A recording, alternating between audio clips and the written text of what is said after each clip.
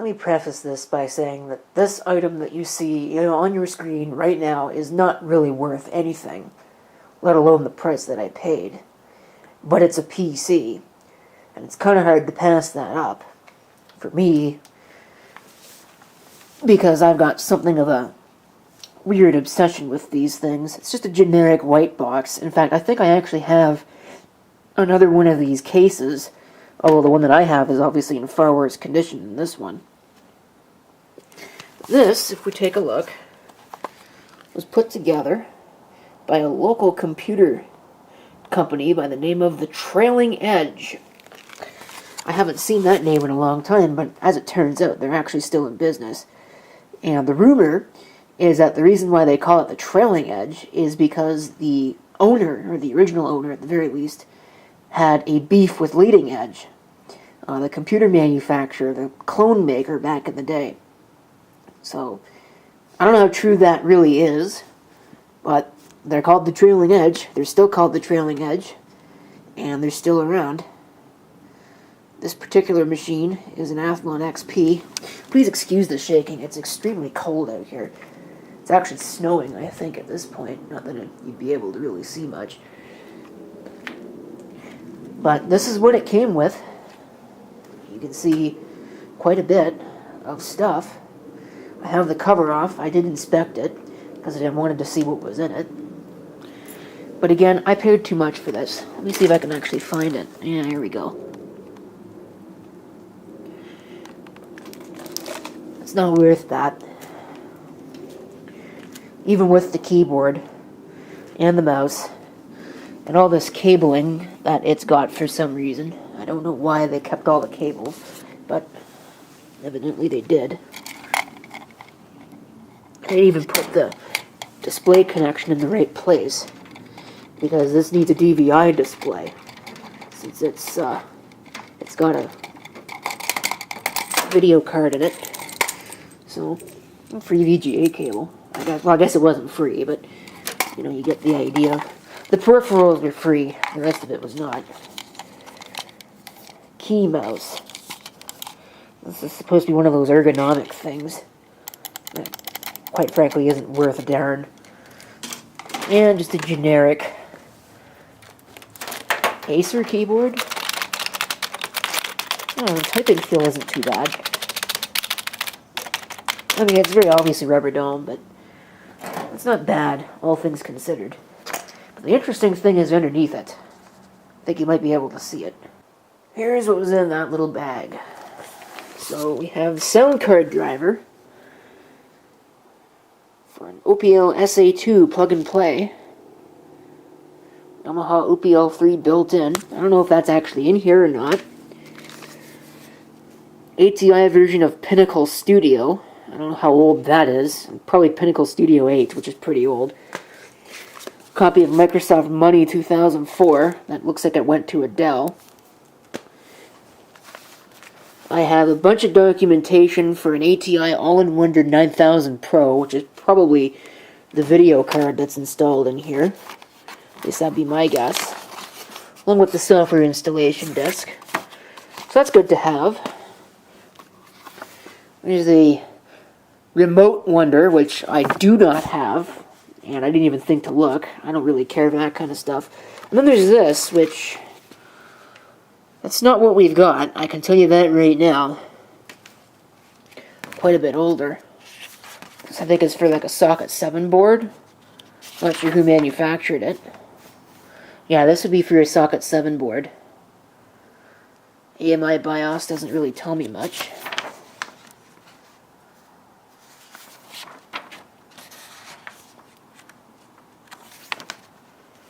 I'm not sure. MBD-P5WB. Does it have a manufacturer's name on it? Made in Taiwan. Probably just another one of those generic cheap boards. Wait a minute, AMI BIOS. That's odd. For something that new. It doesn't really say anything on it about whose board it actually is.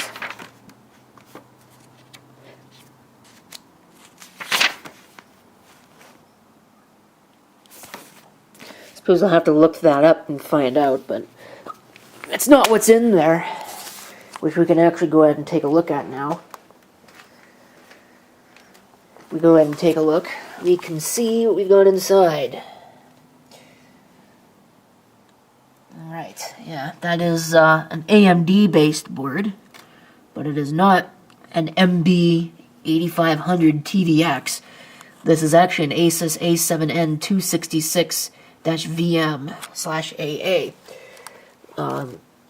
So, this is kind of cool. Whoops, I just lost all the screws for the side panel. That was wonderful. But like I said, it is kind of cool because this actually has an NVIDIA chipset. So I could take that video card out and just use the onboard video and it would be just fine. I assume that everything is hooked up correctly anyway. This isn't. At least that goes to nothing. This does have a sound card on board. So, let me see. Does it have a sound card? Otherwise. Does it? No. It doesn't have a LAN card. Was that what I was looking at? No. I am looking at an actual sound card. With a built-in modem. I'm not really sure whose it is. Let me see if I can get this down. It's kind of heavy. And you can take a look. There's an Intel chip on it. That's odd. What is that? It's not an Aztec card. Unless it is. No. Made in China. So yeah, it's a pretty old thing. The sound card on board, the onboard sound that this has, actually has provisions for SPDIF, two SPDIF outputs, optical and whatever the other one is, the composite, that connector, RCA jack. So we have that sound card. There is ADM Tech, a generic Ethernet card as well. Probably doesn't work very well. That I may not be able to find drivers for. And of course the ATI All-in-Wonder, which is not even installed in the slot. So it's probably a small wonder if that actually works. I may just pull it out. I haven't really decided. But yeah, there it is. NVIDIA Enforce MCP. So that's what the N in A7N means. There were a couple of different models. For a while I actually had an A7A, which had an ALI chipset. More common ones are V for VIA and S for SIS. I have no hard drive, which kind of sucks, but I expected that. I do at least have the floppy drive and the two optical drives, so it was nice of them to keep those in there. I don't know what power supply this is, but no doubt it's extremely generic. Not even sure if it works, nor am I really sure what CPU this actually is, outside of the fact that it says Athlon XP on the front. And of course, that's what these videos are for. We get a chance to find out what does and doesn't work.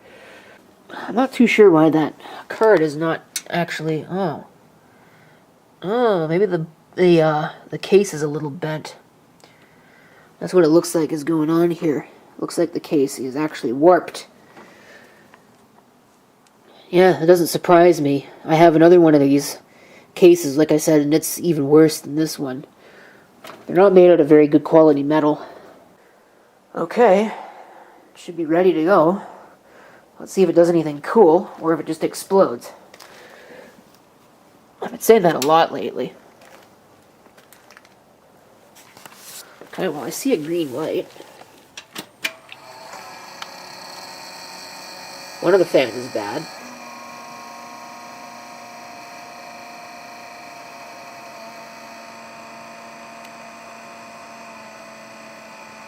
That's not very promising.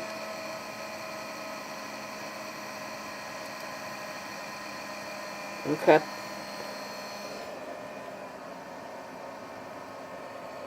Is there a disk in this drive? Is it in a reboot loop? The LED went out. Is anything actually working?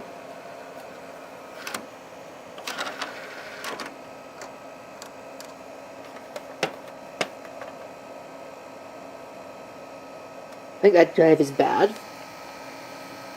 The computer itself is doing nothing.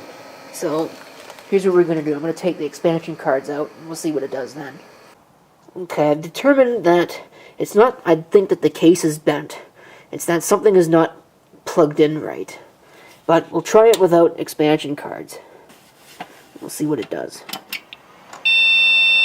Okay, well, that's a little more promising. It's a memory issue. So, again, more investigation required. If we take a look here, what do we have for RAM? This bad boy. I think there's a motherboard tray in this case, and the tray is loose. That seems to be what's going on. What RAM is this? Let me see here. 512 meg. Well, it may not be happy about a module that big. It is DDR, which kind of surprises me. But see if I can find a different module, one that's maybe a little bit more compatible. Probably not. I think the only modules I have out here are 1 gig. Yeah, all I could find were these, which are 1 gig, so it may not like that any more than it liked the 512. But we'll see what happens anyway. Well, that's a little more promising. Check it out. It actually works.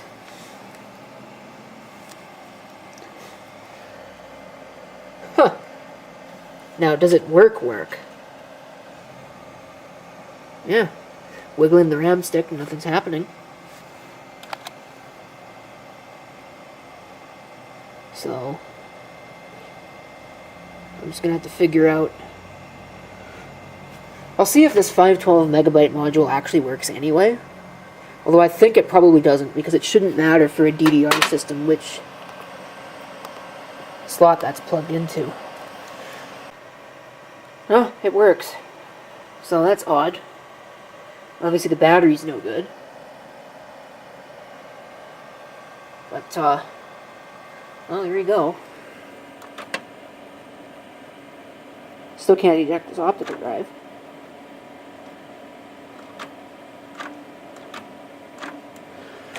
Let's do this to a nice computer.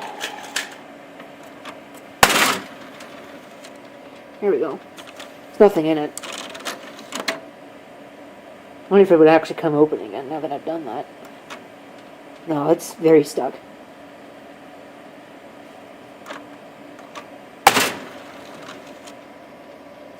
Piece of crap. Whose drive is that?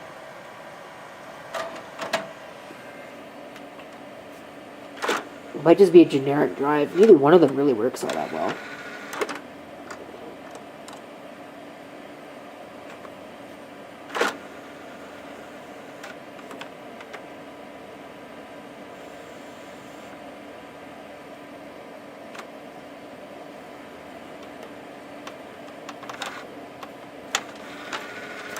Yeah, both of those drives are probably garbage, but the case is good, assuming that it's not busted, and that's why that motherboard tray is flopping around, but, you know, there's some good pieces out of the deal. Probably, since the board does work, I'm probably going to take it out and use it for some other project, but I'm going to use this case for a full-size board. I think it's kind of pointless to put a micro ATX board in an ATX case, when I've got plenty of ATX cases that could use this, well, case. So, front panel's all hooked up. I'm not sure if maybe the floppy drive is hooked up backwards. I still would like to know whose power supply this is, but I'm not going to invest too much time in that. Enforce. What if I can get this thing to network boot? I don't think so. Oh, it's got no network on board. Yeah, that's right. And this almost certainly doesn't have an EEPROM. So much for that idea.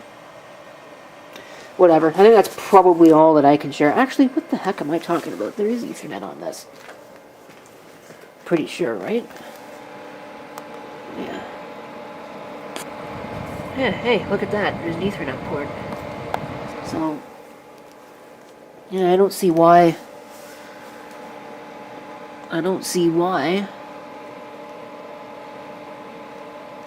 one could not install Ethernet in here.